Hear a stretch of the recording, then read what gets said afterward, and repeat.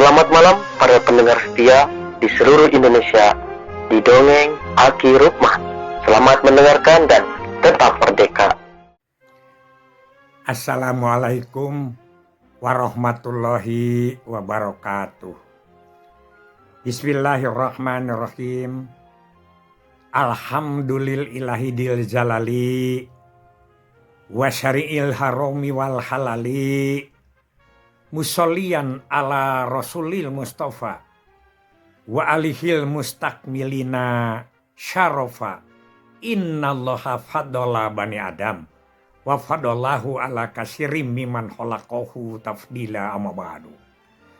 Bapak Ibu dan kawan-kawan sekalian, mari kita lanjutkan dongeng-dongeng. Nyuksruk galur laku gubernur nu kalangku. Sebagai gambaran, kita kan suka merasa bahwa yang sekarang itu terbaik atau yang sekarang itu terjelek.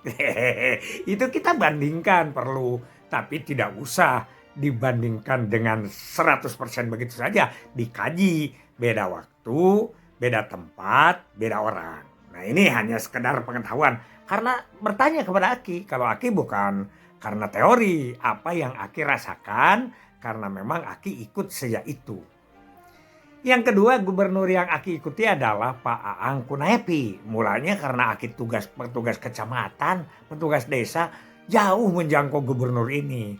Tapi lebih tahu setelah Aki pindah ke Subang, Aki tingkat kabupaten, Pak Aang lebih dikenal sama Aki. Karena sering kan ke Subang. Yang pertama, prinsip Pak Aang itu adalah pelihara dulu hal-hal yang kecil.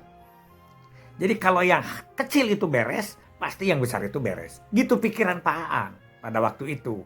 Maka dari itu dia membuat slogan itu adalah 5 Batur sakasur, teman sekasur, itu dulu urus. Teman sedapur, batur sadapur, batur sasumur, batur salembur, kesananya batur sagupernur. Kalau bahasa Sunda gubernur ya, kalau bahasa Indonesia gubernur. Jadi kalau orang itu sudah harmonis, sudah bahagia dengan teman sekasur, berempet kepada teman sedapur. Suami istri dulu, baru suami istri dengan anak-anaknya. Setelah itu batur sasumur. Batur sasumur itu dulu kan ada MCK yang berapa rumah, satu MCK gitu ya. Dibikinkan apa? Ya bareng-bareng lah. Aki juga mengalami sampai sudah di Subang juga masih begitu. Ke air bareng-bareng, ada buang air besar tempat sebelah sini, tempat sininya tempat mandi. Itu di Sukabumi juga di mana-mana ada yang seperti itu. Itu disebutnya adalah teman atau batur sasumur. Kemudian dari itu lebih besar lagi. Karena sumur ini ada di beberapa tempat dalam satu kampung, maka itu harus kita pelihara adalah teman sekampung atau dulur salemur. Lemur itu kampung. Makanya kalau lemur KB itu adalah kampung KB. Itu idenya, kalau ide Pak Aang itu disimak, maka itu sebetulnya kampung KB itu sejak itu mulai ada ya. Cuman tidak disebut seperti itu. Kemudian yang terakhir, teman segubernur. Batur sagubernur se-Jawa Barat. Nah itulah yang disebut dengan Patembayan dan Patembayan, ada satunya lagi itu. Aki lupa ya. Jadi beliau tugasnya satu gubernur saja. Ya itu, begitu. Nah, di situ mulai Pak Aang mengadakan kegiatan-kegiatan. Pertama ya, itu yang disebut dengan kontak tani atau yang disebut dengan kelompok tani itu berada di tingkat RW. Disebutnya sahamparan. Sahamparan itu semua sawah yang satu hamparan, yang satu satu areal. Nah, ada saung meeting. Saung meeting itu adalah dia membicarakan apa-apa yang menjadi keluhan para petani itu di sawah. Ada saungnya begitu. Kan itu kan Pak Rukman juga itu adalah program dari pusat. Betul. Tapi ingat 10 langkah. Kalau itu hanya sekedar teori dari atas, tidak ditegaskan dengan penegasan kesepakatan, apalagi dengan kebijakan yang lebih bawah, dalam hal ini gubernur, tidak akan jalan itu. Pancatani, Sabta Usaha Tani, dan lain sebagainya. Ya itu. Sampai KWT segala macam dibantu. Tim penggerak PKK itu satuannya RW. Banyak sekali, ada KWT, ada Subpos KB Desa, itu semuanya di RW dibentuk oleh Pak Aang supaya batur salemur tadi. Ya, beliau suka bilang, kewajiban muslim dengan muslim itu adalah muncager sili anjangan, boga rejeki sili asaan, mun gering sili ubaran, maut sili rasanan. Ya. Kalau sedang sehat saling kunjungi, punya rezeki saling berbagi, kan? Kalau sakit saling obati, dan kalau meninggal saling ngurusi, gitulah kira-kira seperti itu ya. Nah, itu Pak Aang. Karena itu maka dia terus berjalan membuat MCK itu, misalnya satu desa, satu dulu MCK desa itu dikhususkan kepada daerah yang tertinggal. Itu konsep-konsep kampung KB itu sebetulnya ya, kalau kita semangat sekarang itu. Nah dari situ karena terus di lingkungan maka timbullah yang disebut Gerakan Hidup Sehat, GHS, Gerakan Hidup Sehat versi Aang Kunaepi. Tentu saja memanai gerakannya, hidupnya bersama-sama dan sehat.